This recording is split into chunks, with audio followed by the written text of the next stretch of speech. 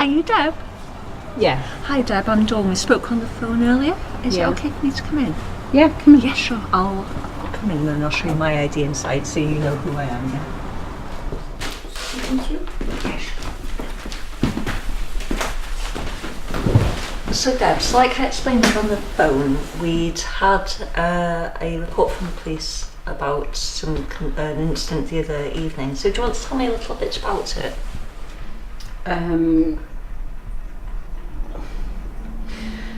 Yeah, we had a bit of a kind of an upset in the house. Peter and I had a bit of an argument, and then when I went to call the kids for tea, they'd gone out without asking, which is really unusual. And so I shouted outside for them and went down to down to the park to see if they were there. I could see Clea was, kind of hanging around with a couple of boys that I don't like him hanging around with, to be honest with you, but that's another thing. And I asked him where Megan was, and he said he didn't know. So then I panicked, and I just ran around looking for her, and I couldn't find her. So I phoned the police because it was starting to get a little bit dark now. And then they came out, and she was in John's, so it wasn't so bad after all. But that was it really. Okay. And when she was found in John's, how often does she go to John's house? Hardly ever, to be honest with you. I think I was really angry with her because she'd gone out without asking, because she's only 8 and she knows that she doesn't go out without asking. So when I asked her why she'd gone there, she said, I just didn't like you and Daddy shouting. So I thought, well, that's fair enough. At least she was somewhere safe and she wasn't walking around the streets, But so the argument that led to the kids leaving the house and then not telling you where they were going, which must have been quite concerning for you, what was the argument about? Oh, it's nothing to do with the kids. It's just, it's about money. It's never got any money at the minute, so it tends to be the one thing that tends to cause arguments for most people, doesn't it? So, we've really struggled at the minute, so. But there we go. What can you do? I suppose that's the question, is it what could be done? What do you think might be helpful to yourself and to Peter if the arguments around the financial concerns about money? What do you think's affecting the lack of money? What's your main concern around that area? Well, there's loads of things really. It's kind of and it's quite private. It's not really something that I want to be talking. No, I appreciate it's difficult to go and for writing you. reports about and all the rest of it, because if you don't know the ins and outs of somebody's personal situation, you can end up kind of making mountains out of molehills, So I appreciate it's very difficult for you, for me coming here today. We haven't met before. We've only spoken once on the phone, and expect you to tell me everything that's going on in the household. So I really exactly.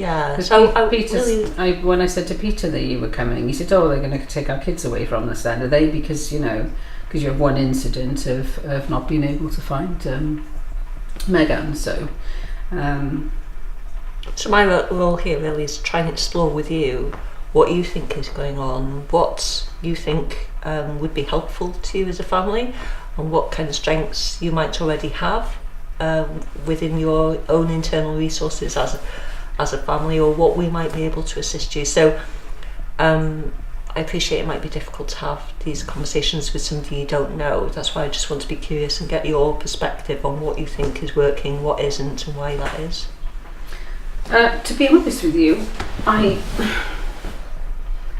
what I really want to know is why social services feel the need to be here when nothing's really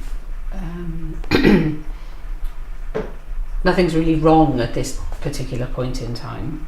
I can understand how you would be concerned about Megan disappearing the other night, but that's all sorted, and she's been told off and grounded, and it's not going to happen again. So to be honest, I don't really know why you're here. So there were a couple of things that you mentioned there, Debs, that it sounds like you were concerned about, as well as social services being concerned about. So the arguments you said had meant that the kids had left the house and not told you where they were going, and that you were so worried about that you went walking around the estate to try and find them. So if you don't know where the kids are, then obviously that's of concern to social services, especially if they're going to somebody who might not be able to keep them safe. And it does sound like that's something that concerns you as well. So Debs, tell me a little bit about what the argument was about between yourself and Peter. Just something over money. It's the usual thing, really. It wasn't, about the kids or aimed at the kids or anything. It's just that, our voices were raised, and when you're not agreeing on something, it's, just loud, I suppose, isn't it? What's led to the money issue? Is that an ongoing issue between yourself and Peter? Well, at the moment it is. It's because I'm not working now. You see, I've had to give up my job because of anxiety and stuff, and obviously there's a little bit less money coming in. So it's just those kind of things where, I don't know, he wants to do something, we haven't really got the money to do that, and then he's, just gets annoyed because he can't do it, and I'm trying to say, well, we can't do everything because we want to go on holiday and stuff as well, so, you just can't do it all when you're on a low income. So sounds like it's very difficult for both of you when he's wanting to do something, you're feeling under pressure, needing to keep to a budget, if I'm hearing you right. Yeah, well, I'm the one who tends to manage the money. So when he kind of, I don't know, just typical man really, buries his head in the sand and then expects me to produce something for him to use, so yeah. You mentioned the holiday there. Tell me about that, what your hopes are. Just want to go on a little break really. We paid a deposit. So we're saving up the money, and we've paid a couple of instalments sort of thing, and but I keep having to take, because I've been saving for that, but I keep having to take money out of it, for things like food and that. Okay. So it's and that's, I don't know, just a bit fed up, to be honest. Sounds like that's quite frustrating for you when you're trying your best to save and then having to pull money out to have to pay for basics within the house. Especially if it's something that you're saving for that's quite important to you. It sounds like what you're saying is family time, the holiday, is quite important, and you feel you're not being able to get that. Because we don't get to do anything. We don't get to go anywhere together and what have you. And at the minute Peter's working at the factory up the road, and I mean he likes it. He likes his job, but. I suppose he kind of spends less time with the kids, so it's nice for us all to get away from it all, isn't it? Just you'd think something simple like that would be easy, wouldn't you? But it isn't these days. So, and I know loads of people go through it, but it's our life we're living. So. It sounds like what you're saying is the financial difficulties and strains you're on at the moment because you're not working and Peter's having to do some extra shifts are placing a strain on your relationship. Is that right? Yeah, but it's normal, isn't it? It's not like it's out of the ordinary. We're just a normal family. And those strains between yourself and Peter as a result of financial difficulties then affecting your family time together? Well, it is, but I mean, mostly at the minute, Llŷr is kicking off all the time. I mean, he's hit proper puberty, teenage sort of, that teenage place, and if he can be awkward, he'll be awkward, So that sounds difficult. And he hates me, so yeah. No, it's just, I don't know, and I think that's why my anxiety levels are up and stuff, so. Are there any times when Llŷr is different, either time or with a different person? So is he? Yeah, when he's in school. Okay, so tell me about when he's in school, how things are different when he's there. Well, I suppose he's just doing other stuff. I don't know, I'm not there, am I? So, he hasn't got his mum to kick off at and hate. So do you feel he's taking a lot of his frustrations out on you as his mum? I suppose so. Yeah, he's just a little, well, the devil himself at the minute. So What about other people in the family, such as Dad, such as Peter, or your mum and dad's? It's 9, Kerry and Tide Vaughns, what the kids call them, yeah. How are Claire's relationships with them? he's fine. I mean, he doesn't really see them an awful lot. He wants to be out with his mates at the minute. He's at that age, isn't he, where he doesn't, you know, like if you kind of tell him he's got to stay in, then that's a massive kick off, you know, as if you're kind of caging a tiger or something. So sometimes it's just easier to just let him go out and let off steam, you know, rather than him putting holes through the door or whatever. So yeah, no, he's just a nightmare at the minute.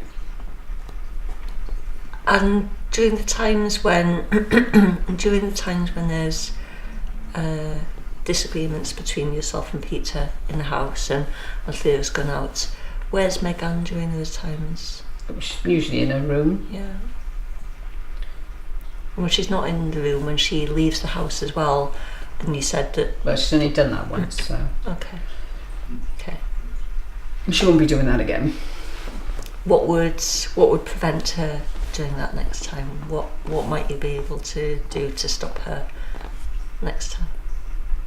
Well, she's being grounded, so she won't be doing that again. She had a proper telling off, so... You know, and she's a good girl. She is a good girl. And they're both doing well in school, so, you know, there's no massive problem. It's just that I don't know, he's just a nightmare. It's great that during the times of difficulties at the moment between yourself and Peter, and your relationship with Claire, and maybe Claire's relationship with other people, that you're still able to hold on to those positives, because lots of people, they're either black or white and they're thinking it's either Claire's really awful or no, he's really great. But the fact that you can hold on to these times of actually he's doing well in school, or he's basically still, I mean, you know, when we're not arguing about money, we're arguing about him. Okay. So, and we would still at the moment prefer that he was actually taken into care, because I think he'd be better off. I know I would be, because I just can't take much more of it, to be honest with you. So, you know, if that's what you're here to do, then crack on. Let's explore what you think would be better or different for Claire if he were to go into care. What do you think would be better for him? You said that he'd be better off in care. Well, he wouldn't be around me, because he seems to hate me. Anything I say or anything I do is, you know, is not good enough. It's the smallest thing that makes him kick off. And I mean, it'll be something simple like, can you bring your school uniform down? And then he'll just kick off because he's got to do that. And, you know, and like I said, Peter, because he's doing shifts and all the rest of it, he's not here, so there's no man around to kind of speak to him. And, you know, like, I don't know, I just think he'd be better off. So you feel like you're having to manage all those relationship challenges with Claire on your own then? Yeah, for a lot of the time? He's just getting more verbally aggressive. He's you know, he's kind of he can be quite violent when he's kicking off, and I can do without it. And why should Megan go through that? Are there times when things are different, when Claire isn't showing those behaviours? What, when he's at home? Yeah. When he's getting his own way? Okay. And you can't just give your kids their own way just because they're kicking off. Are there tell me about a time when things have been different between your relationship and Claire? I think before he hit puberty. Yeah. What were things like then? I don't know, he just did as he was told pretty much then. I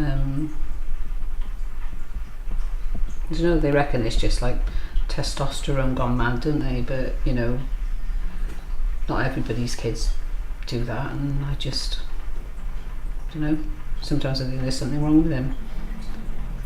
So it sounds like what you're saying is not so much that you want him to go into care, but what you want to stop is the arguments between yourself and him, and for him to not be losing his temper around Megan, and not to be damaging the property in the house. Yeah, but I can't do that. I've done everything I can to try to stop him doing that, and I can't do it. Okay. You're not here when it happens. No, I appreciate that. Yeah. I can't do it anymore. sworn him out. And I know that sounds awful as a mother, but it's awful when you put it up with it all the time. I can't stand it. I can see how upset you are thinking about that. Okay. Take your time. It's okay, Mum. It's okay. What we can do, Debs, is I've got something here which is called a safety plan. Okay.